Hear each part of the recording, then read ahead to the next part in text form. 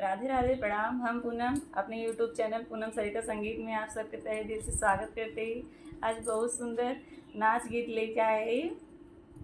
तो आप सब सुने कैसे ला कमेंट में ज़रूर बताइए। खूब सारा प्यार और आशीर्वाद बनाए रखिए। वीडियो ज़्यादा से ज़्यादा शेयर कर जाइए। ननद भाभी के नोक झोंक है एकदम फुल एंजॉय करत जाए, बहुत मजा आए। हाँ, ननद लोग मजेदार बात है। बैठे का डिमांड करत हैं में बड़ी रसीली ननदिया हो बतिया नाही माने, बड़ी रसीली ननदिया हो बतिया नाही माने, बड़ी रसीली ननदिया हो बतिया नाही माने, बड़ी रसीली ननदिया हो बतिया नाही माने।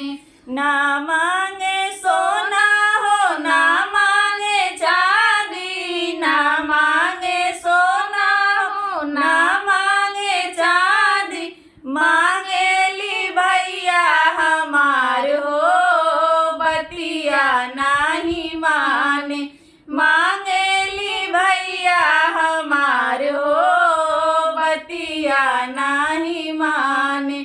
बड़ी रसीली ननदिया हो बतिया नाही माने, बड़ी रसीली ननदिया हो बतिया नाही माने, बड़ी रसीली ननदिया हो बतिया नाही माने।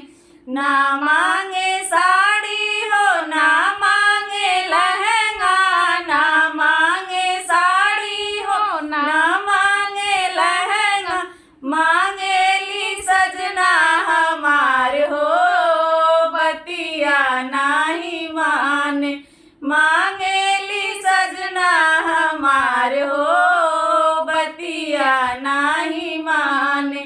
बड़ी रसीली ननदिया हो बतिया नाही माने, बड़ी रसीली ननदिया हो बतिया नाही माने, बड़ी रसीली ननदिया हो बतिया नाही माने।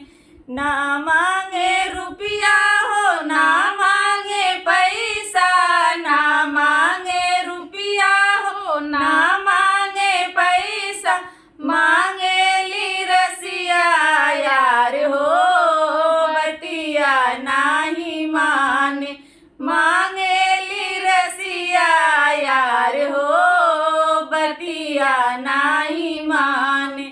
बड़ी रसीली ननदिया हो बतिया नाही माने, बड़ी रसीली ननदिया